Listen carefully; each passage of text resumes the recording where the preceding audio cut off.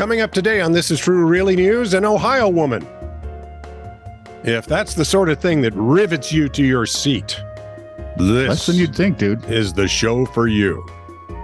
So, please subscribe, subscribe, and follow This Is True Really News. You can describe This Is True Really News to us at any length on, email, any comment. Wherever you see it. Yeah.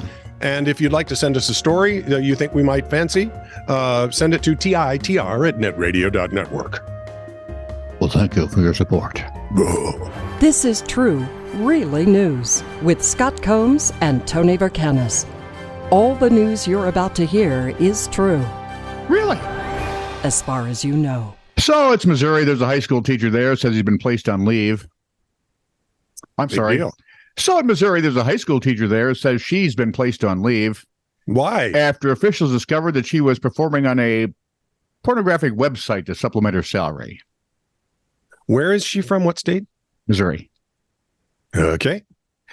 28-year-old Brianna Copage taught English at St. Clair High School. Says her teaching days are probably over, but she acknowledged she knew the risks. She told the St. Louis Post-Dispatch that she was put on leave on Wednesday after being interviewed by 2 administrators. Her access to school email and other software was suspended while the district investigates. It was kind of always like this cloud hanging over my head, like I never knew when I'd be discovered, she said. Then about 2 weeks ago, my husband and I were told that people were finding out about it, so I knew the day was coming pretty quick. Superintendent Kyle Cruz said in a statement the district was recently notified that an employee may have posted inappropriate media. I'd go with Meta. Yeah. The district has engaged, he said, legal counsel to conduct a comprehensive investigation into the matter because this is stuff that needs to be investigated. All right. They got to take a look at it. Yeah. Copage says she joined the OnlyFans website after Scott mentioned it 3 or 4 times on This Is True Really News. Huh. Not true. So, if you're wondering. You lying bastard. No, that would make it, this is not true really news. That would be bad. Well, that would make us no better than any politician we've met. It's true as far as you know. That's true. That's true. That used to be a line we used, yeah. Anyway, if you're wondering, she taught English to freshmen and sophomores, made about $42K a year. She said she's thinking she makes about 8 to 10 a month. Yeah. 8 to 10 grand a month. Yeah. Performing for OnlyFans. Big shock. My math tells me that's way better than the 42. Right. And you can stick a lot of that. This is not like you're working at, McDonald's to pick up a little extra cash to pay for the car. No. And this would be you bought the car. Why did she continue to teach? See, that's what I don't get. But let's be honest. What was she? Your OnlyFans site is only going to last so long. Where was she in Missouri? What city do you know? No, hang on. Because she was making about $43K, and in some parts of Missouri, $43K goes a fairly long way. It does. Unless you're like in Kansas City. Kansas City's a high rent district. It's the city of St. Clair. And where is St. Clair? I don't know where St. Clair is. Glad you asked. About 55 miles southwest of St. Louis, with a school population of about 750 in the high school. Well, I can tell you why she's making $43,000. Yeah, that's the size of small school district. Yeah. Of course, I'd have to make 3 times that to venture to Minneapolis.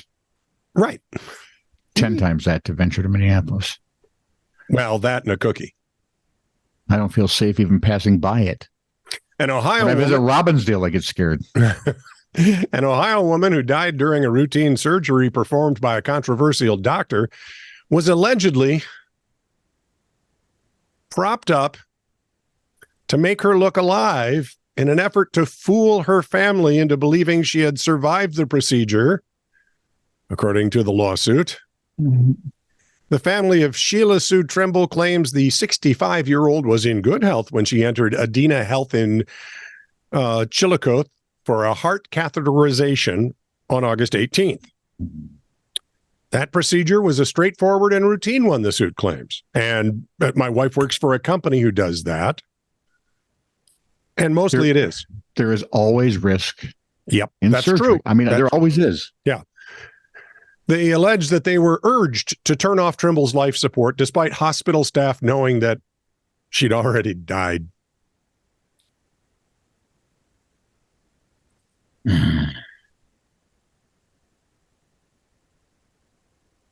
Trust your doctor. Mm. Trust your common sense, guys. See, Lucille? That makes my why heart we don't hurt. always listen to your vet. Your turn. A Danish artist, too, it's just hard to follow that. Mm-hmm. You want so many Elmer Fuds with so many guns hunting. A Danish artist who was given a pile of cash by a museum in northern Denmark to create a piece for its exhibition on labor conditions 2 years ago. That's very socialist of them, don't you think? Yeah. Labor Submitted, conditions. you ready? Yeah. He submitted 2 empty canvases titling them Take the Money and Run. The exhibit caused quite the stir, as you may have guessed. I thought it was funny as hell. A Danish court ruled last week they weren't amused. You say, you put a guy in a long robe and suddenly the air flows and he's not happy. A Danish court ruled last week that Jens Honning has to repay about almost 70 grand to the Kunsten Museum in Adelberg for having violated his contract. His lawyer, Peter Schöning, said Wednesday that the contemporary artist is appealing the ruling and declined further comment. I mean, I guess technically the 2 empty canvases titled Take the Money and Run might have been a clue. Take the money.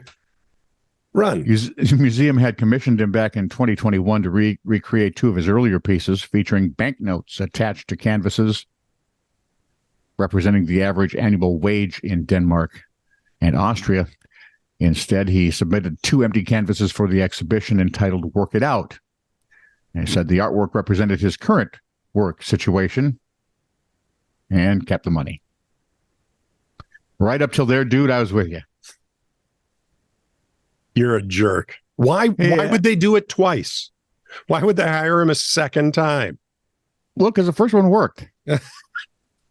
You could look at it and go, oh, look, people are thinking we're hip and cool in the museum business. It's hard to be hip and cool in the museum business.